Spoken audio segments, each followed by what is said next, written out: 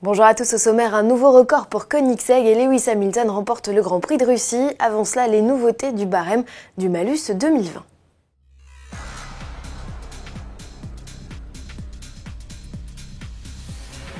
Nouveau tour de vis fiscal pour les automobilistes, le gouvernement vient de publier le barème du malus au 1er janvier 2020. Les nouveautés sont nombreuses.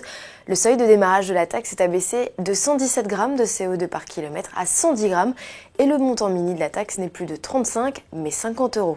Le malus maximum est également réévalué à 12 500 euros, soit 2 000 euros de plus que la grille actuelle et son seuil d'entrée en vigueur sera réduit de 191 à 173 grammes par kilomètre. Le record de hausse concerne les véhicules à 128 grammes avec un malus qui sera de 650 euros en 2020, soit 7 fois plus qu'en 2019. Le cap des 1 000 euros de taxe est plus rapidement atteint. Au 1er janvier, il touchera les véhicules rejetant dès 133 grammes de CO2 contre 144 grammes jusqu'alors. Ce barème concerne les véhicules mesurés selon le cycle d'homologation NEDC corrélé. Courant 2020, le gouvernement mettra en place une nouvelle base fiscale répondant au cycle WLTP.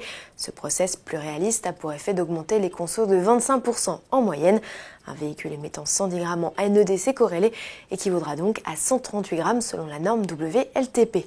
Quand ce nouveau barème sera-t-il mis en place? Comment les professionnels géreront la cohabitation sur le terrain? Autant de questions pour l'heure sans réponse. Et côté bonus, une augmentation du budget de 50% est annoncée, soit 390 millions d'euros pour favoriser notamment les véhicules électriques. Et puisqu'il est question de CO2, 4 ans après l'éclatement du Dieselgate, s'ouvre en Allemagne le premier procès d'envergure opposant Volkswagen à ses clients. Plus de 450 000 personnes sont rassemblées dans une action de groupe.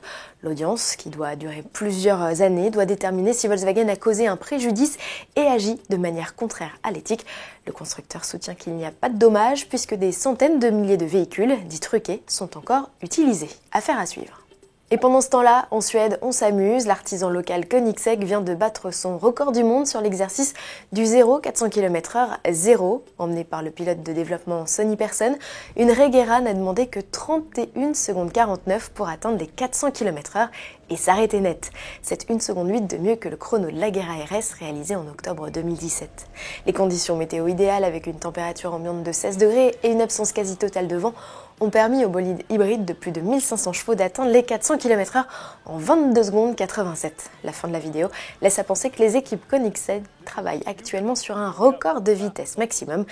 Ils confirmeraient donc leur ambition de détrôner la Bugatti Chiron. En bref et pour finir, F1 avec le Grand Prix de Russie, tout souriait au Ferrari sur un tracé où Mercedes n'avait pourtant jamais concédé de terrain, mais une stratégie peu claire et une voiture de sécurité virtuelle ont ruiné les espoirs de victoire de la Scuderia. Finalement, c'est Mercedes qui rafle la mise, Lewis Hamilton s'impose devant Valtteri Bottas, Charles Leclerc, Paulman termine 3e, quant à Sebastian Vettel, il a abandonné sur problème moteur et a d'ailleurs dit tout le bien qu'il pensait des hybrides à la radio. Retrouvez le débrief du Grand Prix de Russie avec Jean-Louis Moncet très prochainement sur autoplus.fr ou sur le blog de notre spécialiste F1 à l'adresse ci-dessous. À demain.